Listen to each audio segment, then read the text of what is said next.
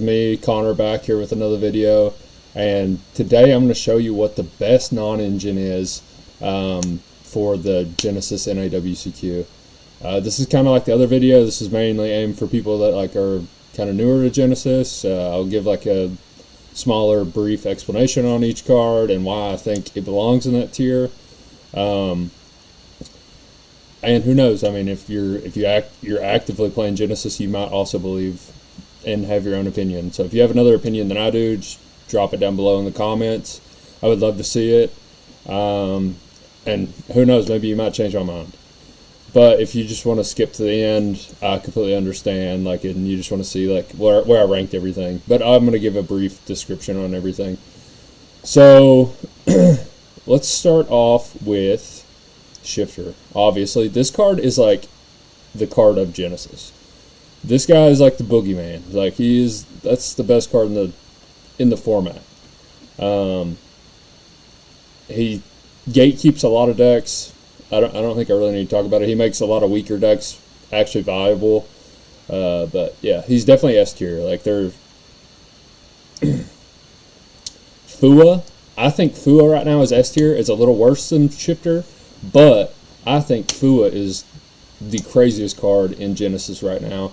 And I think if you're not playing Fua and you can, your deck can afford to play Fua, I think you're doing it wrong. Because I think Satellar Knight is the best deck in Genesys right now.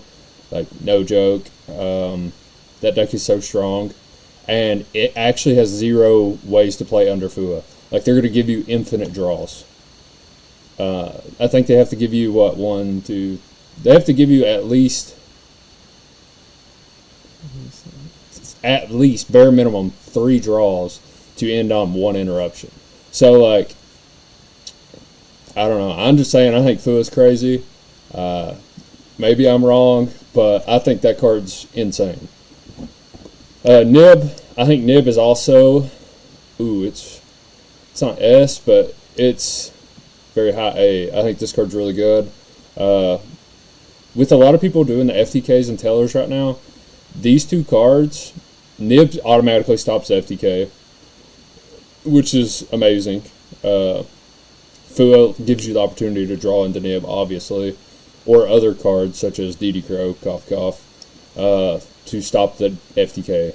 And I think that's what I would be the most scared about, the most worried about, just showing up to the tournament and then auto losing the first 2 rounds, and then it's just a struggle. You just get FTK'd out of your mind. So I think Nib definitely has a spot up here in the high A tier. And then we'll go to Valor. I think Valor is also probably A tier. It just has a lot of points. That's the only problem with Valor. 8 points is not that easy to fit in your deck unless you're playing Fairy Tale or some free deck. It's kind of hard to fit Fua, Nib, Valor all in your deck. But I think Valor is obviously one of the better hand traps. I think it's worse than Nib, but I think Valor's really good.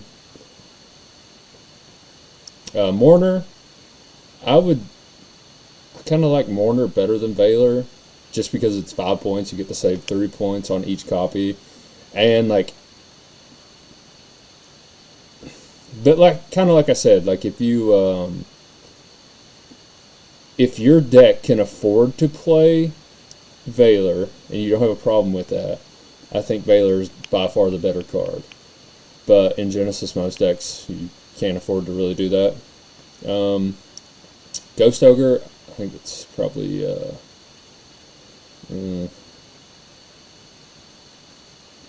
probably a C tier card.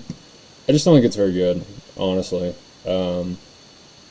It's okay, but it just doesn't really hit that much stuff. This card's really good against Mimigul, but that's it. It's kind of niche. I mean, Mimigul is one of the better decks, but I think it's very niche. I think DD Crow is probably a B tier card, but it's only 1 point, and obviously not main this card. I would have it in my side deck, just for the FTK, pretty much. And then you also hit random strays. There's a Regenesis Voiceless Voice deck that you can hit. There's a fusion slot deck that you can hit. You can hit a bunch of different stuff with DD Crow. I don't think this card's bad. I think it's a really good card. And then Ash Blossom. This card is really good. Of course, but it's infinite points. I think it's just pointed out, to be honest, in Genesis. This Ash is so good. I forgot to put Droll in here, but I think Droll's also pointed out, so I think Droll and Ash are probably in the D tier. I don't even think if your deck has like enough points to play these cards that it's even worth it, because you could play so much more non-engine in your deck if you decided to play like Veilers or whatever. Like Ash is what, 25 points? It's either 20 or 25, but that's a lot of points. I mean, you could play 3 Veilers for the price of 1 Ash. Like, I just don't think it's worth it. Or 3 Fuas or 3 Nibs. Dark Roller, I think this card's really good. The only problem with it is all the FTKs that are going around. Yeah, I think Dark Roller is a really good card. I mean, can't really complain about it. Spark, I think Spark's also a really good card if your deck can play it. It has 10 points, so it's kind of a lot, but Purge, I actually think this card's a little worse now because we have like Tellers and they can just do everything. I just think this card's like less impactful now. Spiral, I never really thought this card was that good. Impulse, it's kind of in the same spot as Ash. It has 20 points. So it's kind of just pointed out in my mind. That's what I think about it. Perulia, I think Perulia is really good, but it has 9 points, so it's like super hard to dedicate like 9 points out of your deck. Like, what? 27 points to Perulias, and are you going to main them? Are you going to side them? Like, I don't know. That's the only problem I have with Perulia. I think the card's really good, but Super Poly, I think this card is probably better than Spark. But it's kind of hard. It's 13 points. It has like the same issues that the other deck, that other cards have.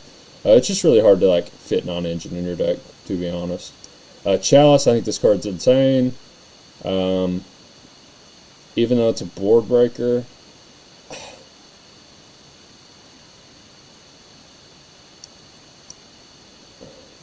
think this card's really good. I mean, it's 1 point. It's probably like the better one of like these cards that I'm about to mention, just because it's 1 point. Like, and that's kind of easy to fit in your deck. Droplet, I think Droplet's really solid. It's 10 points.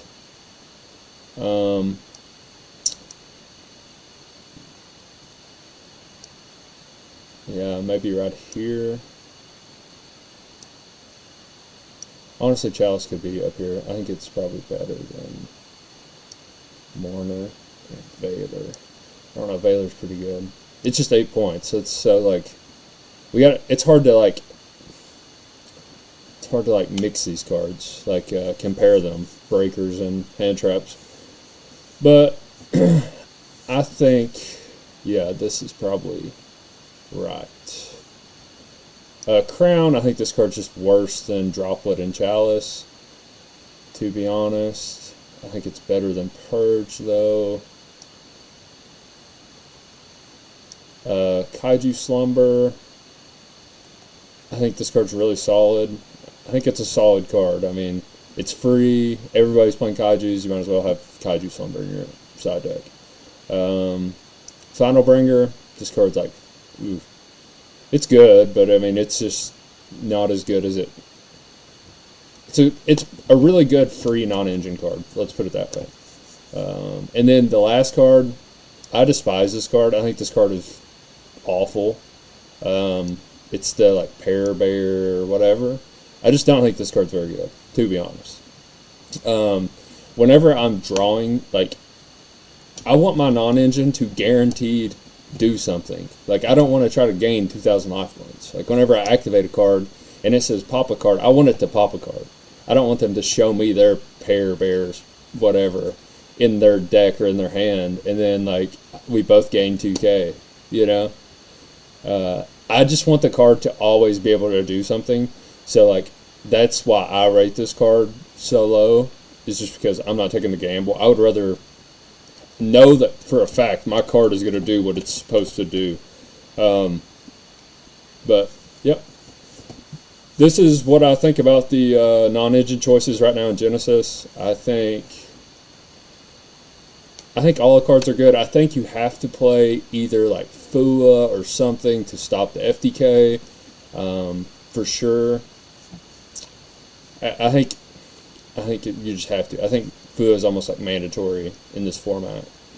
Shifters, obviously, mandatory if your deck can play it, or it doesn't hurt it that much. But okay, this is the end of the video, so thanks for watching. Make sure you drop down in the comments what you think about it, and if you have any other different opinions than I do. But this is my tier list.